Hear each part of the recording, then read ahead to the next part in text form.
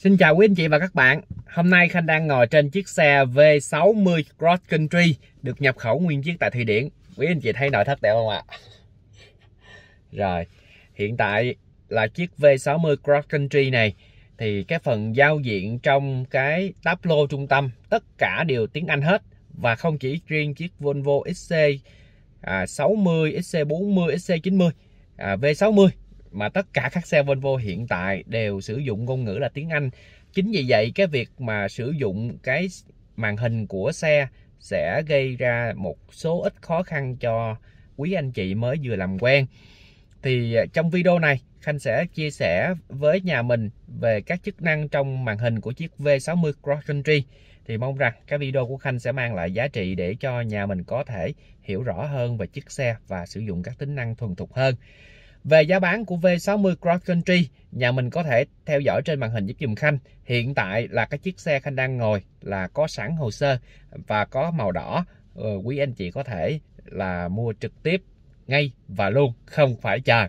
Và các xe V60 Cross Country hiện tại được phân phối tại thị trường Việt Nam, được bảo hành là 3 năm không giới hạn km.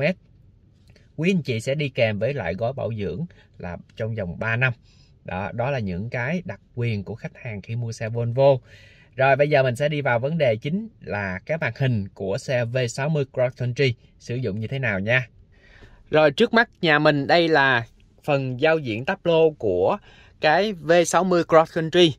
Đó. Thì mình sẽ có cái màn hình, đây là màn hình về tốc độ nè, màn hình trung tâm, và Khanh đang muốn giải thích cho mình là cái màn hình trung tâm này. Rồi trước hết, để nhà mình sử dụng được cái màn hình trung tâm thì mình sẽ bấm vào phím Home chính giữa. Đây, phím Home. Đây là giao diện của màn hình chính. Thì nhà mình giúp dùm Khanh sẽ thấy được là đầu tiên đó là cái phần bản đồ nè. Kế đó là kết nối của FM, AM, Bluetooth. Đây. Nó gọi là thiết bị giải trí đó. Rồi, ở dưới đây thì quý anh chị sẽ thấy là kết nối với điện thoại. Rồi ở dưới đây nữa thì nếu mà mình có kết nối Android Auto và Apple CarPlay thì nó sẽ hiện ở đây. Trong phần màn hình trung tâm thì nó sẽ có hai phần để cho quý anh chị có thể lựa chọn, đó là bên trái và bên phải. Đây mình bấm Home về nha. Đây, bên trái bên phải của màn hình chính. Rồi quý anh chị lưu ý dùm Khanh bên trái hoặc bên phải. Nếu quý anh chị muốn điều khiển âm thanh thì mình có thể xoay núm này nha. Đối với các xe Nhật, xe Hàn thì cái phím trung tâm kiểu này nè thường là phím điều hòa, đúng không ạ? Nhưng mà đối với các xe châu Âu và cụ thể là Volvo thì phím này nó là phím điều khiển âm thanh nha. Rồi quý anh chị có thể điều chỉnh cái phần máy lạnh. Đây mình bấm trung tâm nè, mình bấm máy lạnh, rồi bấm phần phía sau. Đây là máy lạnh, chỉnh dàn phía sau nè, chỉnh máy lạnh trước và máy lạnh sau. Rồi cái phần ghế này mình sẽ bấm vào cái phần ghế. Thì do cái xe của Khanh đang không nổ máy, thành ra cái phần ghế của Khanh bấm vào nó sẽ không được nha. Còn khi mà quý anh chị có nổ máy rồi, có đè máy lên rồi á, thì cái phần ghế này thì quý anh chị sẽ tùy chọn thêm cái thông hơi ghế, sấy ghế. Mình sẽ có hai cái phần ở phía trong đây luôn.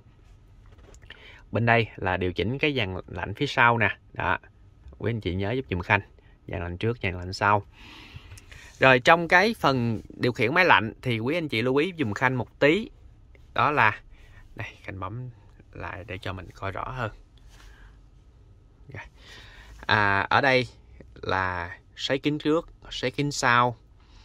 Rồi kích hoạt máy lạnh. Nếu cái phần AC này mà nó off thì nó chỉ ra hơi gió thôi. Nếu mà hơi gió thì quý anh chị ngồi trong xe một chút, khoảng tầm 5 phút á, thì nó sẽ lấy do nó không có được quay cái lốc lạnh, thành ra nó sẽ cuốn cái hơi nóng trong cái phần máy vào trong nội thất ở phía trong, thành ra quý anh chị sẽ bị là ra hơi nóng nha. Rồi, thành ra quý anh chị phải bật sáng cái chữ AC này thì cái lốc lạnh nó mới kích. Rồi cái phần này là lấy gió trong, lấy gió ngoài. Rồi đây, tốc độ gió nha. Rồi đây là phần máy lạnh. Rồi mình bấm close nữa đi. Rồi ở phần màn hình, các ứng dụng trong màn hình thì Khanh hướng dẫn cho nhà mình là cái phần ứng dụng bên mình quẹt từ trái qua phải, đây từ phải qua trái, xin lỗi. Thì đầu tiên mình sẽ có kết nối là FM, AM. Rồi mình sẽ bấm vào đây. Đó, đây là cái phần FM, AM. Rồi mình có thể dò đài bằng tay, vân vân. FM AM nè. Đó. Rồi thường cái này thì anh chị cũng hay thường dùng đúng không ạ? Rồi FM AM nha. Rồi mình bấm home về. Tất cả nếu mà mình muốn gọi là giống như cái điện thoại Android hoặc là điện thoại iPhone á, mình bấm cho đã xong rồi mình bấm home về. Đó, đây là home. Rồi, đây là home nha. Rồi, kế đây là Bluetooth, mình sẽ bấm vào. Thì trong cái phần Bluetooth á, nó sẽ hiện ra cái tên của điện thoại để cho quý anh chị có thể kết nối. Thì khi mà quý anh chị vào phần đây setting, rồi communication, rồi cái phần là Android Auto, Apple CarPlay, Bluetooth ở đây nè. Đó, mình sẽ chọn, tức là kết nối cái thiết bị vào đây. Nếu mà cái Bluetooth của quý anh chị mà gọi là bị đầy quá, nó không kết nối được thì mình vào đây mình delete delete các thiết bị ở trong đây.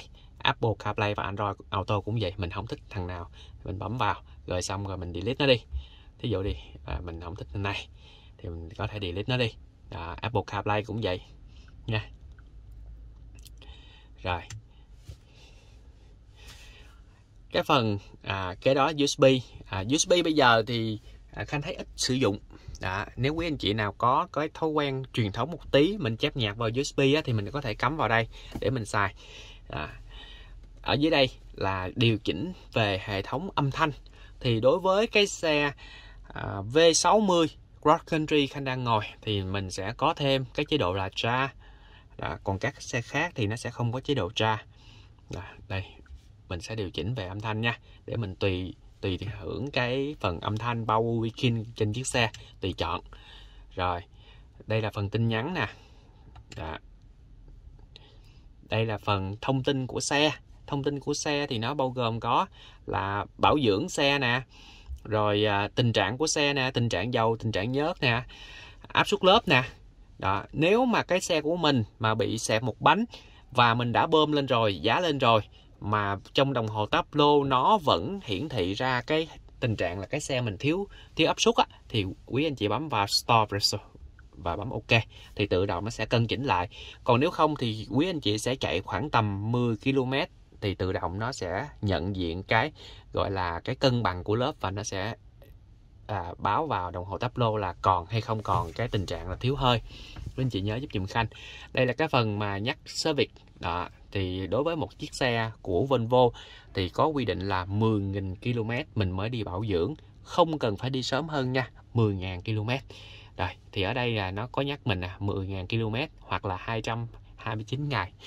Một năm thì mình sẽ có là 365 ngày đúng không ạ? 229 ngày thì tương đương với khoảng đầu 9 tháng. Rồi, đó là tình trạng của xe. Rồi, hiện tại là cái mức này là mức tiêu hao nhiên liệu. Thì mức tiêu hao nhiên liệu của xe thì quý anh chị lưu ý dùm Khanh, nếu mà một chiếc xe mình đậu thường xuyên mà mình ngồi nghe nhạc hoặc là mình đậu nổ máy thường xuyên thì cái việc mà tiêu hao nhiên liệu nó rất là cao là chuyện bình thường. Và khi mà nó báo như vậy là cũng là báo ảo chứ không phải là báo thật. Thì quý anh chị muốn reset lại cái phần tiêu hao nhiên liệu để mình đo chính xác thì ở cái nút này nè. Đây, nút này mình sẽ bấm vào chữ reset, mình đè giữ đến khi nào là nó hiện ra chữ yes thì mình sẽ reset được cái chiếc xe nha. Rồi, đây là cái phần đồ thị thôi. Thường mấy cái này thì Khanh giới thiệu sơ qua chứ quý anh chị hàng ngày sử dụng gần như không có quan tâm đâu. Rồi cái phần này là download, mình có thể là cập nhật hệ thống qua cái phần wifi. Mình cài ứng dụng vào đây, ứng dụng của xe nè. Tại bản chất cái xe của mình là nó sử dụng là cái hệ điều hành là Android mà có tùy chỉnh. Thì mình có thể là cài những cái phần mềm vào. Rồi, phần bên trái này thì nói chung là nó chỉ có những cái lưu ý, chủ yếu là quý anh chị sẽ sử dụng về hệ thống âm thanh FM, AM, USB, Bluetooth trên đây. Rồi cái thứ hai nữa, quý anh chị sẽ sử dụng cái phần Android Auto, Apple CarPlay và điều chỉnh âm thanh thôi. Gần như là như vậy. Còn các cái ứng dụng phía dưới hoặc là các cái ứng dụng khác gần như quý anh chị không phải bận tâm đến đó. Rồi còn mình muốn thay đổi, đây, mình muốn thay đổi mình có thể điều chỉnh nha. Đôi khi cái phần của Khanh là đang giới thiệu cho mình vị trí nó nằm đây, nhưng xe của quý anh chị đôi khi do mình lao phần màn hình thì nó sẽ thay đổi các icon. Quý anh chị lưu ý, mình muốn xài mình dời lên, đấy, dời lên. mình gom lại một cái vị trí nào đó mình hay dùng. Đây là những cái giao diện của màn hình Android, mình có thể tùy chỉnh cái vị trí nó rất là dễ dàng, anh chị lưu ý giùm Khanh. Rồi bây giờ trở lại cái màn hình trung tâm, thì phần bên đây nó có rất là nhiều cái tính năng an toàn mà Khanh muốn chia sẻ với nhà mình. Đầu tiên đó là phần Drive Mode, và các vị trí này mình cũng có thể dời và di chuyển nha. Đó, mình buông ra thôi, rất là dễ dàng nha. Khanh để theo kiểu mặc định của nhà sản xuất. Còn quý anh chị có thói quen mình sử dụng cái ứng dụng nào thì mình sẽ gom vào một chỗ thôi. Đầu tiên là Drive Mode, thì cái phần Drive Mode này mình sẽ có là Eco, Comfort, Dynamic và Off-Road. 4 cái chế độ để cho mình có thể tùy chỉnh cái công suất cũng giống như cái mức sử dụng cái chiếc xe. Thì về góc độ của Khanh khuyên mình nên sử dụng cái chế độ Comfort, thì nó sẽ êm dịu và nó cân bằng cái chiếc xe. Đối với chế độ Comfort thì nó chạy gần như không quá khoảng 70% cái công suất của xe, nó khoảng đó thôi. Còn chế độ Dynamic High Performance nó sẽ đi hết công suất nha. Rồi cái chế độ Off-Road, quý anh chị lưu ý khi mà bấm Off-Road thì cái chiếc xe của mình á, nó sẽ chuyển về cái chế độ là moment nó lớn. Thì khi mà chạy moment lớn để có thể vượt lầy vượt bùn thì tốc độ tối đa của nó chỉ giới hạn khoảng tầm 40 km/h. Còn khi mà quý anh chị chạy tốc độ trên 40 km/h thì nó sẽ tự động nó chuyển về cái Comfort nha. Rồi còn chạy hàng ngày mình chạy Comfort. Còn nếu quý anh chị muốn nhẹ nhàng tiết kiệm thì mình chuyển qua Eco. Thì đối với một chiếc xe hiện tại là V60 Cross Country Khanh đang ngồi có công suất là 250 mã lực, thì cái việc mà mình chuyển về chế độ Eco thì nó cũng giảm bớt sức mạnh của một con ngựa rất là mạnh, đúng không ạ? Rồi giảm bớt sức mạnh của nó đi, nhưng mà nó cũng sẽ giảm cho quý anh chị một tí tiêu hao nhiên liệu, cũng giảm nha. Rồi kế đó thì cái chế độ ESC Sport Mode, có nghĩa là hệ thống cân bằng điện tử đó. Quý anh chị nhìn thấy không? Thường tất cả các xe thì nó sẽ có cái hệ thống cái chiếc xe mà trượt kiểu này nè. Nó là hệ thống cân bằng điện tử. Thì khi mà quý anh chị bấm vào nó sáng đèn lên, thì ở đây nó sẽ là hệ thống cân bằng điện tử nó off. Quý anh chị lưu ý nha. Khi cái nào mà mình bấm lên mà trong màn hình này nó hiện ra màu vàng, có nghĩa là nó đang bị vô tác dụng. Đó. Có những cái mà quý anh chị đang tắt thì nó sẽ bật. Khanh ví dụ đây, tắt thì nó đồng nghĩa với bật. Đấy, quý anh chị thấy không ạ? Rồi lưu ý dùm Khanh. Thì nếu mà mình đi trong cái chỗ off-road mà cái chiếc xe của mình không lên được thì quý anh chị phải tắt cái này đi để cho cái chiếc xe nó truyền lực tốt hơn. Quý anh chị lưu ý dùm Khanh nha. Nếu mà mình đi bị lún bùn á thì không lên được bằng cái hệ thống off-road thì mình phải tắt đi cái chế độ này để cho xe nó cân bằng lực tốt hơn. Rồi. Còn hàng ngày mình nên để cho chiếc xe của mình khi mà đi vào cua nó sẽ ổn định hơn, đi tốc độ cao nó ổn định hơn, đi bo cua vân vân, tất cả nó đều tốt hết. Hàng ngày nên để, không cần phải suy nghĩ. Rồi cái chế độ này là chế độ giữ làn đó, mình không thích thì mình tắt nó đi. Còn nếu mà mình bật nó lên thì quý anh chị lưu ý dùm Khanh nha. Khi mà bật tắt cái chế độ này thì ở phía trong chỗ vị trí này nè, nó sẽ có hình hai cái len đường á, thì nó sẽ tắt và bật lên. Đó. Thì khi mà quý anh chị tắt cái hệ thống này thì mình đánh lái, trong quá trình mình lái nè, quá trình mình lái chiếc xe nha, nếu mà mình qua làn mà cái làn đường đó nó rõ vạch, tức là vạch kẻ đường nó rõ, mà quý anh chị đánh lái mà mình không xi nhan thì cái xe nó sẽ có gị cái vô lăng lại. Quý anh chị nhớ giúp dùng Khanh, nó sẽ gị vô lăng lại đó, để cảnh báo cho mình là cái việc mà lái sang làn như vậy là có thể là mình sai, hoặc là mình bị gọi là phân tâm, hoặc là mình bị gọi là buồn ngủ á. Rồi để nó cảnh báo thôi. Rồi hệ thống này là hệ thống hỗ trợ yeah. Đó, nó thì chữ P và có cái cảm biến phát ra nè. Rồi cảnh báo khi yeah nè, nó sẽ cảnh báo cho mình là có chướng ngại vật phía sau. Đó, mình không thích thì mình cũng có thể tắt đi, tùy theo mình thôi. Đó. Rồi phần này camera 360 độ. Thì camera 360 độ mình nhìn vào cái màn hình, nếu mà cái chỗ nào đen là do nó hở cửa. Đây, hở cửa nha. Bây giờ Khanh đóng cửa nè. Đó, quý anh chị nhìn thấy không? Cửa đen nè. Rồi bây giờ Khanh đóng lại nha. Đó, nó sáng lại. Không có nghĩa là nó đen là nó hư nha. Rồi, ok. Tại vì Khanh đang ngồi trong showroom, không có bật được máy lạnh trên xe, không nổ máy. Tại vì showroom nổ máy nó sẽ bị nhiễu nước vào showroom á. Rồi, nếu mà mình muốn xem cái vị trí nào thì mình chỉ cần bấm phía trước thôi. Rồi mình trở lại cái 360 độ nè, mình bấm phía sau để mình xem. Rồi mình trở lại 360 độ, mình bấm bên phải. Đó, cái xe Volvo, cái phần đồ họa 360 độ của nó rất là chính xác, không có bị ảo giống như nhiều xe. Và khi mà quý anh chị nhìn vào đây biết được là cái khoảng cách của mình ở phần lề như thế nào thì bên thực tế bên ngoài nó y chang như vậy luôn. Đó, cực kỳ chính xác nha. Đây, Khanh đóng lại cho mình xem để xem toàn cảnh cái phần 360 độ của nó nè. Rồi, trong phần 360 độ này khi mà mình bấm vào thì nó có chữ like. Nếu mà mình bấm sáng á, thì cái phần mấy cái này quý anh chị lưu ý giúp dùm Khanh này. Đây, khi mà mình xoay á thì nó sẽ có những cái vạch kẻ nó sẽ xoay theo. Còn nếu mà quý anh chị bấm tắt cái phần like đi thì nó sẽ không có những cái vạch kẻ nha. Rồi cái CTA này quý anh chị lưu ý dùm Khanh, nó cũng là một cái mà Khanh muốn nhấn mạnh cho nhà mình. Khi mà quý anh chị bấm tắt chữ CTA đi, tắt CTA đi thì khi quý anh chị ve nó sẽ không tự động phanh. Còn nếu quý anh chị mặc nhiên nó để á, thì khi quý anh chị ve mà có vật cản phía sau tự động nó sẽ phanh. Đôi khi quý anh chị sẽ bị giật mình. Tại vì khi mà đường Việt Nam nó khác với lại đường của các nước khác. Có nghĩa là khi mà cái đường Việt Nam mình thường nó nhỏ và nó lưu lượng xe nó lớn, đúng không ạ? Còn khi mà quý anh chị đi như vậy thì mình đã chủ động rồi, mà cái hệ thống này nó phát hiện ra một cái người đi bộ hoặc là một cái xe đạp, một thương bị là xe máy, nó tạt qua một cái là xe nó phanh cái mà mình giật mình. Đó, thì nếu quý anh chị không thích thì mình có thể tắt cái CTA này đi. Rồi đó là những cái mà Khanh muốn chia sẻ với nhà mình để cho mình có thể là hiểu hơn về cái hệ thống camera 360 độ nó hoạt động như thế nào. Rồi kế đây là cái gặp đây, cái nút này. Cái nút này là nó sẽ gặp cái hàng lưng ghế phía sau. Khi quý anh chị bấm vào đây thì đây, cái phần tựa đầu nè nó sẽ cụp xuống. Cái phần tựa đầu này nó sẽ cụp xuống là giúp cho quý anh chị có một cái tầm nhìn trong cái phần gương hậu phía sau này nó tốt hơn rất là nhiều, nó thoáng hơn, nó không bị vướng nha.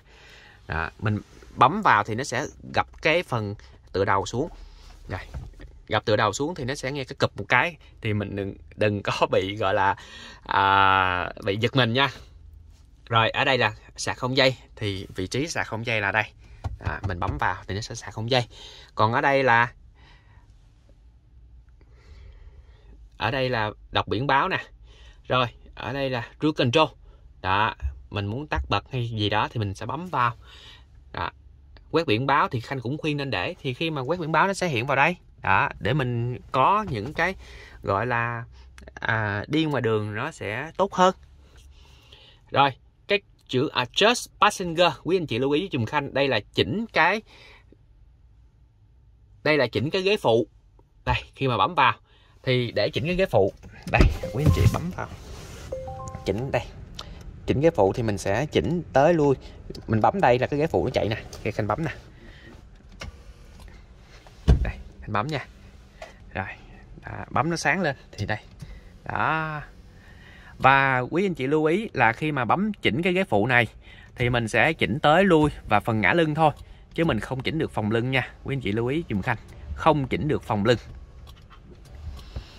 Rồi kế đó là chữ reduce, có nghĩa là cảnh báo quên vật trong xe. Đó, quên đồ trong xe. Đó, giống như chó mèo á, nó sẽ phát ra một cái tiếng kêu hú hú hú để cho mình có thể là nhớ trẻ em, chó mèo trong xe. Rồi ở đây thì nó sẽ đặt cái password để mở đây,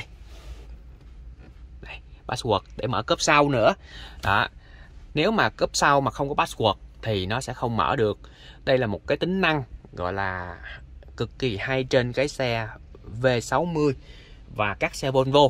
Có nghĩa là nếu mà mình giao chìa khóa cho một người nào đó, thí dụ đi là bảo vệ của bãi giữ xe, mà quý anh chị đang để đồ gọi là hơi giá trị một tí, cốp sau, cốp phụ. Tại vì cái cốp phụ của chiếc V60 này thì nó không có cái khóa.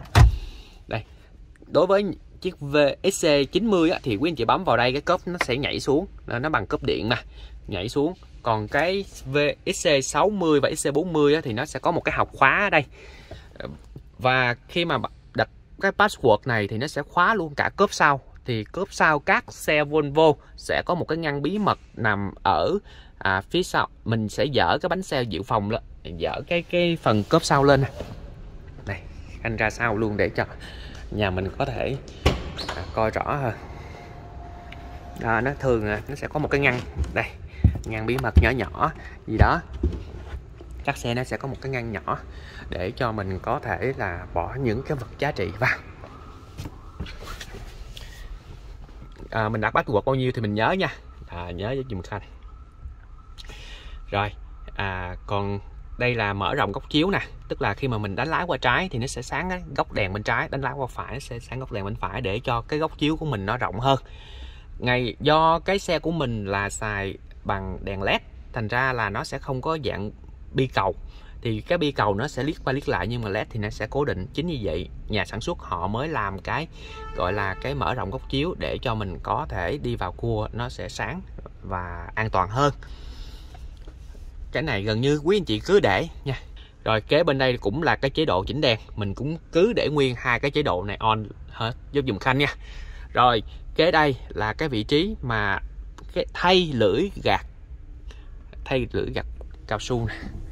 Quý anh chị thấy không ạ? Đối với các xe Volvo thì họ thiết kế là cái chỉ số cản gió rất là thấp, thành ra thường các cái lưỡi gạt cao su này nó sẽ được giấu phía dưới nắp capo. Thành ra nếu quý anh chị không bấm vào cái vị trí thay thế thì nó sẽ nằm phía dưới và quý anh chị sẽ không thay được cái lưỡi gạt. Đó. Thì sau khi thay xong thì mình sẽ bấm lại. Rồi, nhớ giúp dùm Khanh nha. Kế đó là đây là một cái tính năng Khanh nghĩ là cực kỳ hay luôn, quý anh chị nên để on. Cái tính năng này nó sẽ giúp cho quý anh chị tương tự giống như cái hình nè. Trong trường hợp gặp vật cản phía trước mà có cái chênh lệch tốc độ giữa xe của mình và cái vật cản phía trước là dưới 50, có nghĩa là xe phía trước cũng đang chạy, xe của mình cũng đang chạy, nhưng mà có sự chênh lệch tốc độ khoảng tầm dưới 50 km/h, thì xe phía trước chậm hơn xe mình, cái xe mà mình không phản xạ kịp, thì cái xe Volvo sẽ đánh lái bên trái hoặc là bên phải tùy theo thời điểm đó. Hai bên xe của mình không có vật cản, nó sẽ tự động đánh lái luôn cho mình. Một tính năng cực kỳ hay giúp cho mình lái xe an toàn hơn. Trong trường hợp hai bên xe nó có vật cản và không thể nào đánh lái thì xe sẽ tự động phanh để giảm thiểu va chạm. Đây một tính năng rất là nhân văn nha, và nên để. Rồi, đây là bên trái và bên phải của màn hình. Còn một phần nữa Khanh muốn giới thiệu, mình kéo từ trên xuống. Rồi, có chữ Profile. Đối với các xe Volvo thì nó sẽ cho mình, Khanh chưa thử cái xe V60 này, nhưng đối với cái XC60 thì Khanh thử được là tối đa 6 profile, tức là 6 cái thiết lập của người dùng. Có nghĩa là chiếc xe này nó cho phép mình là sử dụng 6 người, và mỗi người như vậy một cái profile mình sẽ lưu là vị trí, nhớ vị trí nè, nhớ gương nè, rồi hiển thị. Nếu mà có, do xe V60 mình không có cái hiển thị kính lái ở đây đó, thì nó sẽ lưu cái vị trí nhớ của từng khách hàng, từng người lái vào cái 6 cái profile này. Thì nếu quý anh chị một người lái thì mình gần như khỏi cần quan tâm profile. Nhưng đối với cái xe XC60 3 phiên bản mới bây giờ sử dụng động cơ B6 và T8, cũng giống như cái xe S90, thì cái profile này nó sẽ giúp cho mình điều khiển cái xe nổ máy từ xa, từ nửa vòng trái đất. Có nghĩa là nó sẽ giao tiếp bằng cái dữ liệu 4G đề máy từ xa, mở cửa, lóc cửa từ xa, rất là hay. Thành ra đối với các xe XC60 3 phiên bản mới và S90 thì nên quan tâm đến cái profile. Còn xe của mình thì Khanh nghĩ không cần phải quan tâm đến profile nhiều. Rồi vào phần setting thì Khanh chia sẻ với nhà mình chút xíu. Ở phần My Car thì mình vào phần display nó chỉnh cái theme, tức là cái hình nền đó, mình muốn theo phong cách nào thì mình bấm vào. Cái này nó cũng không quan trọng, nó chỉnh về cái thông tin thôi. Còn cái phần Drive Info Display thì mình sẽ có thông tin về media hoặc là không hiển thị gì hết đó. Cái này cũng không quan trọng. Kế đó là mình sẽ chỉnh các cái tính năng an toàn, đó là City Safety. Nó sẽ có các cái độ nhạy cho mình. Đây là mặc định nha. Thì quý anh chị không có rành về cái phần này cứ để nguyên. Đó, phần lane capping nè, đó nó sẽ là hỗ trợ nè, hoặc là Normal nè, hoặc là chỉ warming thôi. Ở đây nè, nó sẽ cho mình là speed limit. Cái speed limit này nếu mà quý anh chị đặt cái limit nó nằm ở, thí dụ đi là nếu mà mình do nó có tính năng quét biển báo, thì nếu mà mình tăng hơn cái biển báo là 5 km/h thì nó sẽ cảnh báo. Cái này là cảnh báo thôi, speed limit warning, cảnh báo. Đó. Hoặc là nếu quý anh chị muốn nó cảnh báo bằng âm thanh thì mình tích vào đây, nhưng mà Khanh nghĩ thì không nên, để tắt nó đi. Đó. Rồi, tại vì cái dữ liệu bản đồ này chỉ mang tính chất tham khảo thôi, tại vì nó cũng hơi cũ rồi. Nhớ giúp dùm Khanh những cái thông tin này thôi. Rồi, phần đây cũng không có cái gì để chia sẻ với nhà mình. Ở cái phần Individual Drive Mode, cái phần này quý anh chị lưu ý, nó quan trọng. Quý anh chị bấm vào, tích vào đây. Thì ở đây nó sẽ cho mình tùy chỉnh các cái mode theo cái chế độ lái Eco, Comfort và Dynamic. Eco là tiết kiệm, Comfort là hàng ngày, còn Dynamic là gần như là full performance, tức là xe mình sẽ sử dụng hết tất cả những công suất. Đó. Tùy theo mỗi anh chị thích về kiểu lái nào, giống như quý anh chị thích về Comfort, đó nó sẽ mặc nhiên trở về Comfort. Nhưng ở Comfort quý anh chị là muốn cái trợ lực nó nhẹ nhàng lên tí, thì mình bấm điểm medium. Còn không thì mình muốn trợ lực lên một tí cho nó nhẹ nhàng, nhẹ vô lăng nữa. Thì mình có thể tùy chỉnh đây các cái chế độ nha. Mình chỉ tùy chỉnh riêng cái phần trợ lực lái. Rồi cái phần powertrain, có nghĩa là về cái công suất kéo, công suất của động cơ thì mình muốn theo kiểu Comfort hay là Eco hay Dynamic thì tùy mình. Tức là mỗi cái chế độ như vậy thì nó sẽ có cho mình cái chế độ gốc là Comfort, Eco, Dynamic. Rồi ở trên mỗi chế độ này quý anh chị muốn tùy chỉnh màn hình nè, trợ lực nè, công suất nè, rồi chân phanh nè. Chân phanh nó thích, nếu mà bây giờ mình chạy Eco mà cái chân phanh của mình mình thích Dynamic được không? Được. Đó. Cái này là nếu mà quý anh chị rành và hiểu về hệ thống thì nên chỉnh trong cái mode này. Còn nếu không thì quý anh chị chỉ cần để những cái mode cơ bản, giống như hồi nãy Khanh chia sẻ là đây các cái mode cơ bản này thôi. Còn nếu mà những anh chị rành về xe thì mình sẽ vô cái phần này, mình tùy chỉnh và mình thích Dynamic. Nhưng cái phần màn hình thì nó nhẹ nhàng hơn một tí. Rồi cái phần trợ lực thì nó vừa phải thôi. Rồi công suất vẫn là Dynamic. Rồi còn chân phanh cũng với Dynamic, hoặc là mình chuyển về Normal thôi. Đó. Đây chân phanh nha, công suất, rồi trợ lực nè, và tùy chỉnh màn hình nè. Đó, anh chị lưu ý giúp dùm Khanh. Rồi. Còn ở đây nó hỏi mình là có dùng cái Eco để mà cho cái phần mà nhiên liệu của mình nó thấp xuống không, thì mình tích vào. Đây là phần đèn. Phần đèn bên ngoài, phần đèn bên trong. Phần đèn bên ngoài thì mình có thể tùy chỉnh là cái phần hai beam á. Hai beam là nó sẽ, tức là do xe mình sẽ có cái đèn tự động thích ứng, và đèn tự động thích ứng này mình sẽ bấm vào đây nè. Quý anh chị thấy chữ A không? Đó, nó nhảy nè. Đó là đèn tự động thích ứng. Rồi, thì nó sẽ các chế độ slow, normal và fast. Đó, thì khi mà đèn tự động thích ứng này đi vào ban đêm, có xe đối diện ngược chiều thì tự động nó sẽ cụp cái đèn bên bên đây xuống. Đó, để giúp cho cái người đối diện không bị chói mắt. Rồi cái đèn này thì nó sẽ có tùy chỉnh cho mình là 30 giây, tức là đèn bên ngoài nó có cái delay. Rồi. Đèn nội thất bên trong là ambient light, nói tiếng ambient light thôi chứ thật ra là nó cũng không phải ambient light. Rồi. Này chỉnh đèn thôi, mà cái này thì nó cũng không quan trọng lắm. Rồi cái nữa là cái phần gương. đây cái phần gương hậu là cái này nè. Rồi khi mà quý anh chị chuyển về chế độ là ve, chuyển về chế độ số ve thì quý anh chị muốn cái phần mặt gương này nè nó có lật xuống hay không, để mình so với cái bánh xe thì nó sẽ có là 3 cái chế độ để cho mình tùy chọn. Khi mà chuyển về chế độ số ve, mình muốn cái gương hậu của bên tài xế lật xuống, đây gương hậu tài xế là bên đây đó, mình muốn cái gương nó lật xuống để cho mình có thể canh bên tài xế, hay là mình muốn bên phụ. Đây thường ở Việt Nam nha, thường ở Việt Nam thì Khanh nghĩ là nên để ở passenger để mình canh cái bánh xe mình đậu bên lề phải mà. Còn đối với những cái đất nước là có cái tay lái giống như Thái Lan á, mình lái bên lề trái á, thì mình nên để cái driver. Còn do mình là mình lái bên phải, thành ra mình để passenger. Còn nếu mà quý anh chị muốn lật cả hai thì mình bấm vào chữ both thì nó sẽ lật cả hai. Rồi cái phần rear mirror auto dimming có nghĩa là cái gương bên ngoài này nè nó sẽ tự động chống chói giống cái gương hậu trong xe. Quý anh chị lưu ý dùm Khanh nha.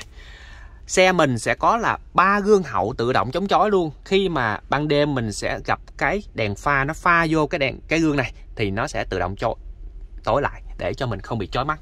Và kể cả gương hậu trong xe luôn nó cũng tự động chói lại. Thì nó sẽ có các cấp độ. Đó, các cấp độ mình sẽ tùy chỉnh nó. Rồi kế đó là full mirror when lock, có nghĩa là khi quý anh chị tích vào đây thì cái gương hậu nó sẽ tự động xếp lại. Còn khi quý anh chị không tích thì quý anh chị lóc cửa lại, cái gương hậu nó đứng nguyên vậy.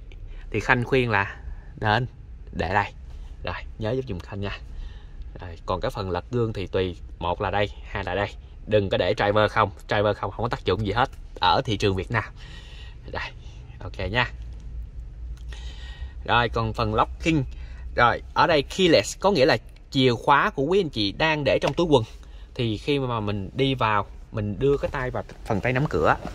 Đây, đưa vào tay nắm cửa nè. Thì nếu mà mình để on thì tất cả 4 cánh cửa này nó sẽ mở ra luôn. Nhưng nếu mà mình để single thì mình đứng ngay cửa này thì nó chỉ mở ngay cửa này thôi, còn cái cửa này nó không mở. Tương tự như bên kia nó cũng không mở. Mình đứng ngay ghế tài xế, mình đưa tay vào thì chỉ mở ngay cửa ghế tài xế, cửa sau không mở. Tại sao mà nó có chức năng này thì cũng có nguyên nhân. Bởi vì nếu mà mình để on door thì giả sử Khanh để điện thoại ở đây, Khanh để điện thoại ở đây thì có ai để ý chiếc xe đang để điện thoại hoặc là túi xách. Giống như mấy chị thì thích túi LV, túi Gucci đúng không ạ? Thì khi mà quý anh chị để on door thì người ta đứng bên đây là giật cửa ra, mình chạy qua đâu có kịp, nó lấy đồ của mình luôn.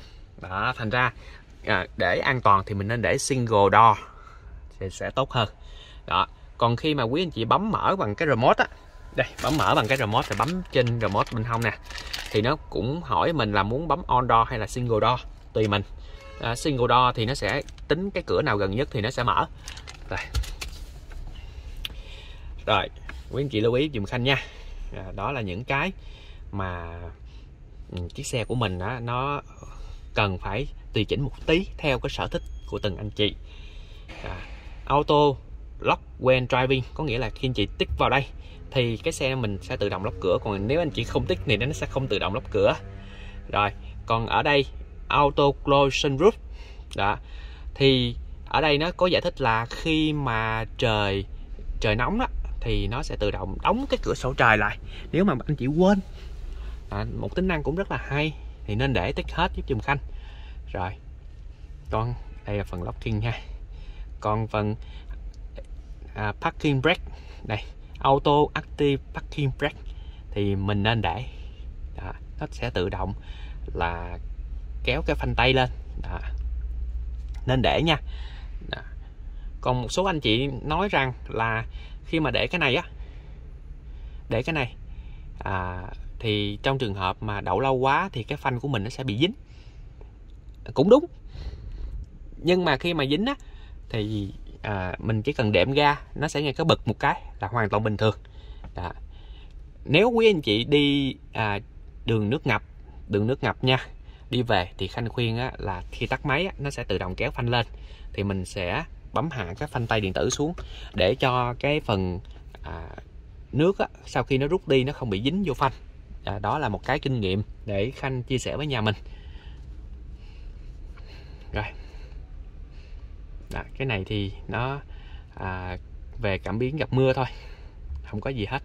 Rồi trên đây là một phần chia sẻ về tất cả những tính năng trong cái màn hình để cho quý anh chị có thể là sử dụng cái xe nó tốt hơn. Còn phần phía dưới thì đây là phần điều chỉnh âm thanh thôi. Rồi cái phần media này thì nó FM, AM gì đó, nó cũng không có phải là quá phải gọi là chú tâm. Rồi communication thì giống như Khanh chia sẻ, nó là Bluetooth nè, Android Auto, Apple CarPlay. Còn cái phần này là phát Wi-Fi. Quý anh chị nhớ cái này là mình sẽ phát Wi-Fi ngược từ xe ra, thì mình có thể đặt tên, đặt password. Password người mình không thích 1 2 3 4 5 6 cũng được, tùy mình nha. Còn phần phía dưới đây là cái phần điều khiển cái gọi là hệ thống điều hòa. Hệ thống điều hòa nha. Auto đây, air quality sensor, cái này nên để. Cái phần phía dưới là chỉnh về hệ thống, có nghĩa là drive profile, thì giống như hồi nãy Khanh profile 1, profile 2 hồi nãy Khanh nói với nhà mình đó. Đây là thời gian. Đây, nếu mà thời gian mình bị lệch thì mình có thể vào đây chỉnh tay. Nhưng Khanh khuyên nhà mình á, kết nối Wi-Fi, kết nối Bluetooth là tự động nó đồng bộ thôi, không cần phải suy nghĩ nha. Kết nối Wi-Fi, kết nối Bluetooth là tự động nó đồng bộ thôi. Còn ở đây ngôn ngữ thì mình có thể là điều chỉnh đơn vị nè, ngôn ngữ nè. Ở đây thì nó sẽ có các cái ngôn ngữ nhưng mà không có tiếng Việt. Không có tiếng Việt nha. Rồi keyboard tức là cái bàn phím thôi. Rồi đi ở đây, nếu mà quý anh chị thiết lập rồi là mình dọc hết cỡ rồi, nhưng mà mình quên cái không biết trở lại như thế nào, mà mình muốn phục hồi lại nguyên bản gốc, thì mình bấm vào đây. Nó sẽ reset hết tất cả những cái thiết lập factory reset, tất cả thiết lập reset lại hết theo mặc định của nhà sản xuất. Coi như là quý anh chị dọc thoải mái, mình bấm factory reset nó sẽ trở lại như cũ. Rồi system information, cái này thì nó cho biết là cái phiên bản và cái dung lượng bộ nhớ thôi, không có gì phải quan tâm hết. Rồi trên đây một cái video nho nhỏ chia sẻ cho nhà mình về cái việc sử dụng cái chiếc xe Volvo V60 Cross Country. Mong rằng cái chia sẻ của Khanh sẽ mang lại giá trị. Còn nhà mình muốn mua những chiếc xe Volvo V60 cũng giống như các xe Volvo thì có thể liên hệ số điện thoại 0788 555 444, Khanh sẽ giải đáp cho nhà mình nha. Xin chào và xin hẹn gặp lại.